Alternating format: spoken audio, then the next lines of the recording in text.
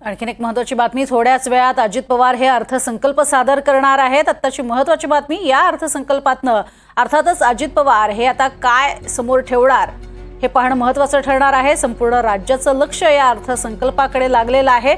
अजित पवार हे आपण पाहतोय 11व्यांदा हा अर्थसंकल्प सादर करणार आहेत। एकूण त्यांच्या कारकिर्दीतली ही 11वी वेळ आहे अर्थसंकल्प सादर करण्याची। आणि आताची महत्त्वाची बातमी आपण बघतोय, थोड्याच वेळात अजित पवार हे अर्थसंकल्प सादर करणार आहे।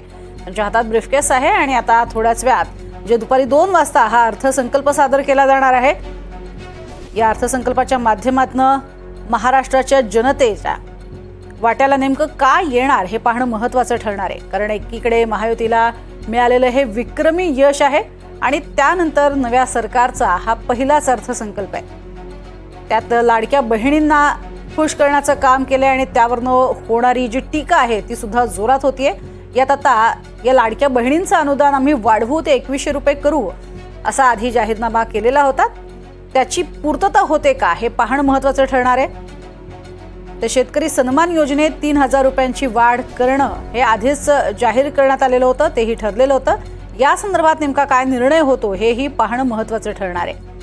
या अर्थसंकल्पाच्या माध्यमातून शेतकऱ्यांसाठी खरं तर वीज बिलासंदर्भात असेल, आता ही थेट दृश्य आपण बघतोय विधान भवन परिसरामध्ये अर्थमंत्री दाखल होत असतानाची ही काही दृश्य समोर येत आहेत। तर अर्थसंकल्प महायुतीचा सर्वांगीण प्रगतीचा असं एक घोषवाक्यही तयार करण्यात आलेलं आहे। आजच्या या अर्थसंकल्पाच्या माध्यमातून कोणकोणत्या महत्त्वाच्या मुद्द्यांना हात घातला जातो, कोणकोणते विकासात्मक बाबी घेतल्या जातात, कारण सर्वांगीण प्रगतीच्या मुद्द्यांना हात घातला जातो, कोणकोणते विकासात्मक बाबी घेतल्या जातात, कारण सर्वांगीण प्रगती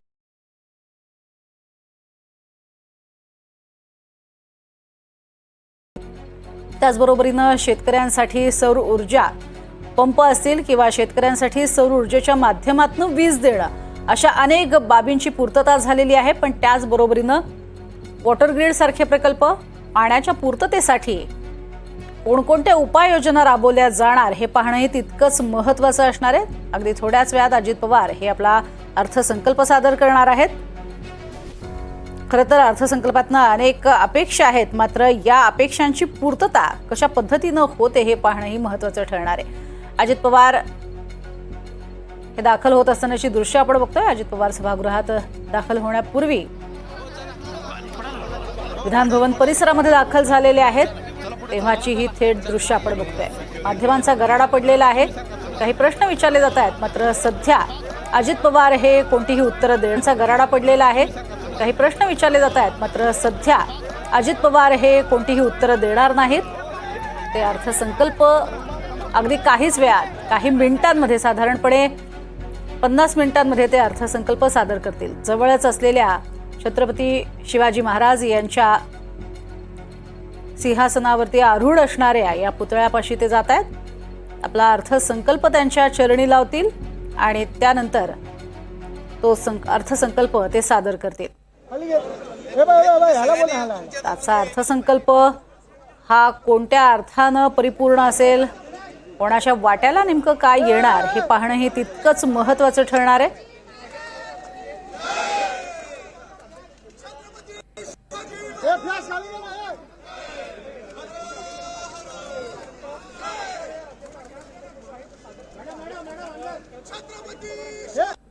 आपण बघतोय राष्ट्रवादीचे सगळे प्रमुख नेते हे सध्या त्यांच्या सोबत उपस्थित आहेत।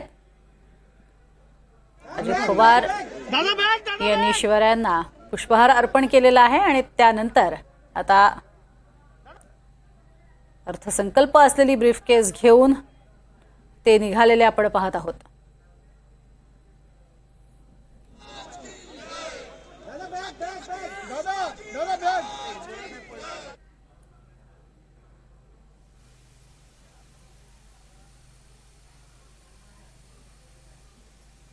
इथे दृश्य आपल्याला बघायला मिळत आहेत। विधान भवन परिसरामध्ये अर्थसंकल्प असलेली ब्रीफकेस घेऊन दाखल झालेले आहेत अर्थराज्यमंत्री आणि अर्थमंत्री। थांबायचे होते दादा, आगे थांबले पाहिजे होते दादा। तर कोणती प्रतिक्रिया मात्र अजित पवार यांनी दिलेली नाही आहे. अगदी थोड्याच वेळात काहीच मिनिटांमध्ये अर्थसंकल्प ते सादर करणार आहेत. त्यांच्याबरोबर मंत्रिमंडळातले महत्त्वाचे नेते तसंच राष्ट्रवादी काँग्रेसमधले सर्व आमदार हे पाहायला मिळत आहेत.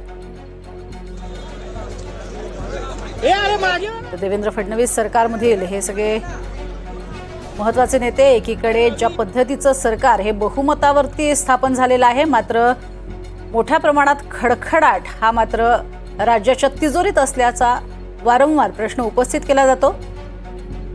ज्या योजना राबवल्या जात आहेत त्या योजनांमधनं सर्वसामान्य नागरिकांचं भलं होईल या दृष्टीने विचार करावा. काय प्रतिक्रिया देत आहेत पाहूयात.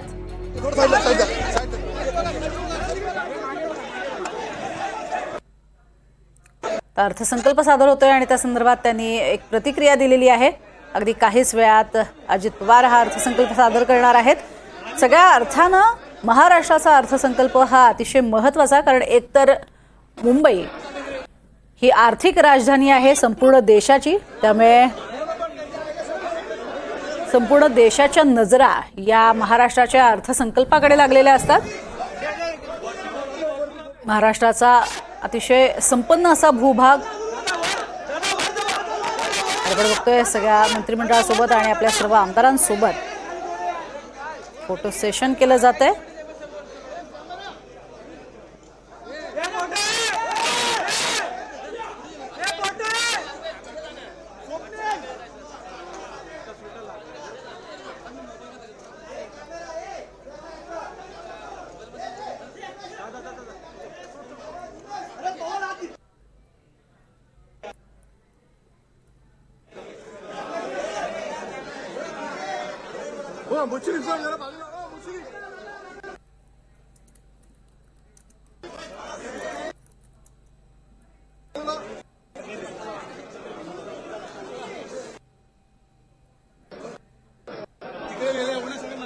अजित पवारांचा हा 11वा अर्थसंकल्प असणार आहे. अर्थमंत्री म्हणून ते 11व्यांदा आपला अर्थसंकल्प सादर करणार आहेत. विधिमंडळाच्या दोन्ही सभागृहात दुपारी 2 वाजता उपमुख्यमंत्री म्हणजेच अर्थमंत्री असणारे अजित पवार हे 2025-26 या वर्षाचा आपला अर्थसंकल्प सादर करतील.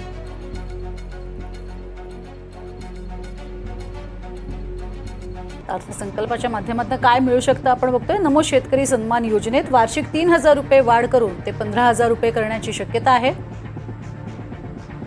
ग्रामीण भागांमध्ये रस्त्याचं काँक्रिटीकरण होण्याचीही शक्यता आहे. तर सौर ऊर्जेचा वापर करणाऱ्यांना सवलत मिळण्याचीही शक्यता आहे. लाडक्या बहिणींचं अनुदान 1,500 रुपयांवरनं 2,100 रुपये करण्याचीही शक्यता आहे.